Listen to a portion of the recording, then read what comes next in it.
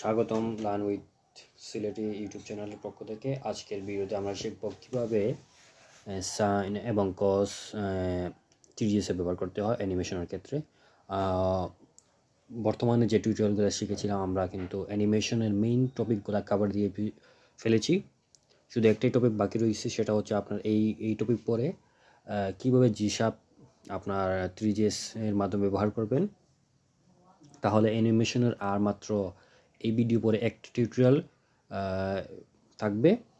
তাহলে আপনার ভালো মতো অ্যানিমেশনগুলো কোর কনসেপ্টগুলো প্র্যাকটিস করুন বাসায়, এবং এই ভিডিওটা স্পেশালি দেখবেন। দেখুন, বাকি সবগুলোর মধ্যে যে 3টে স্টেপ আগের টিউটোরিয়ালে শিখাইছি, এর মধ্যে কিন্তু এটা সবচেয়ে ভালো, কারণ বাকিগুলোতে অনেক ধরনের প্রবলেম আছে।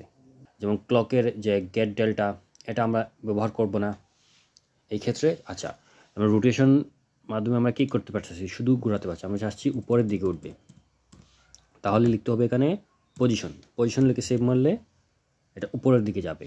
আবার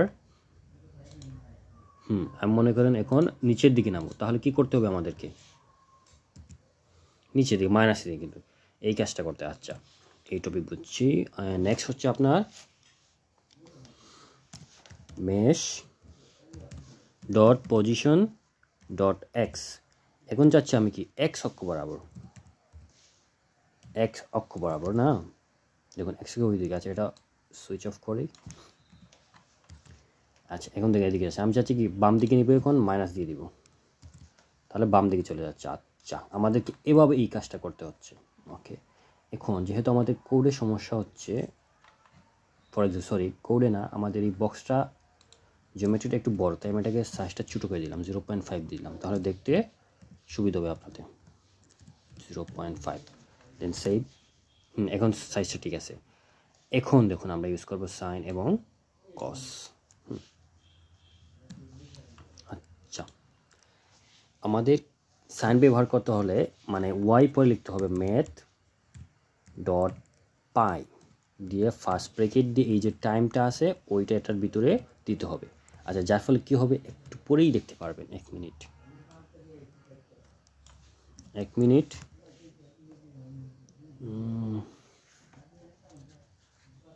সরি ম্যাথ ডট পাই লিখে ফেলছি, লিখবো সাইন। হ্যাঁ, এই দেখুন এখন কিন্তু উপরে উঠছে আবার নিচে নামছে। অনুরূপভাবে আমরা চাচ্ছি এখন কি এটা রোটেশন করবে, ফর এক্সাম্পল মানে ঘুরবে, তাহলে কি করতে হবে, সেম কোডটা আমি লিখব, দেখি তো কি হয়। আচ্ছা, আগে টেস্টিং করি, আমরা টেস্টিং ফেজে চলি। এখানে ম্যাথ ডট সাইন লিখলে কি হয় দেখে আসি আমরা একটু কি হয়, এটা দিকে আসি। দেখুন এটা কিন্তু এরকম যাচ্ছে, তাই না? তাহলে উপরে কোণার দিকে উঠছে আবার নিচে কোণার দিকে যাচ্ছে। ওকে, এখন যদি আমি এটাকে হাইড করি,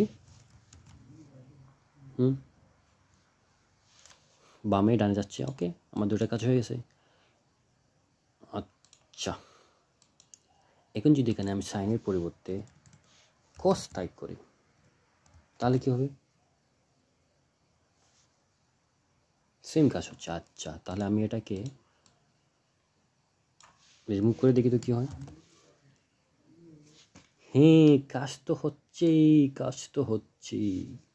করতেছে না, কাজ হয়ে গেছে আমাদের, তাই না? আচ্ছা, এখন যদি আমি এখানে সাইন দিই আর উপরে কস দিই, তাহলে কি হবে সেটা দেখে আসি। চলুন,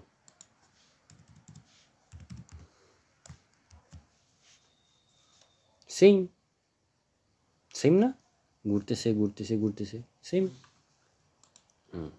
আচ্ছা, তাহলে আপনাদেরকে একটা জিনিস আরও এক্সপ্লেন করি।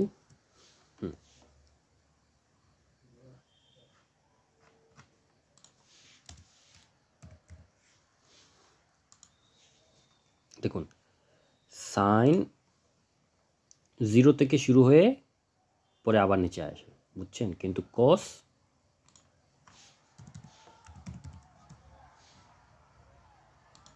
ওয়ান থেকে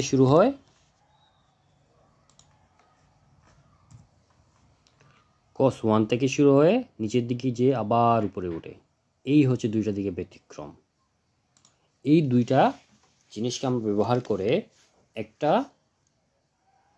সার্কেলের মতো রোটেশন তৈরি করতে পারবো, যা নর্মালি আমাদের তৈরি করতে অনেক কষ্ট হবে, বাট সাইন এবং কস ব্যবহার করে এটা সহজে করতে হবে। তাহলে আপনারা এখন একটা ফুল রোটেশন করতে পারবেন আপনাদের ক্যানভাসে। আপনারা এই সাইন কস ব্যবহার করে নতুন নতুন প্রজেক্ট তৈরি করুন। ইনশাল্লাহ আমরা আরও ভালো প্রজেক্ট নিয়ে পরের ভিডিওগুলোতে নিয়ে আসবো। ধন্যবাদ আজকের জন্য এখানে। আর অবশ্যই আপনারা আমাদের ভিডিওতে কমেন্ট করবেন, লাইক করবেন এবং সাবস্ক্রাইব করবেন আমার চ্যানেলে। লাইক কমেন্ট অবশ্যই করবেন, কারণ লাইক কমেন্ট ছাড়া আমাদের ভিডিওটা অন্য কারো কাছে শেয়ার হবে না এবং আমি মোটিভেশন পাবো না যে কীভাবে 3GS এর ভিডিও নতুন নতুন ভিডিও নিয়ে আসার। অবশ্যই আপনারা লাইক কমেন্ট করবেন। ধন্যবাদ।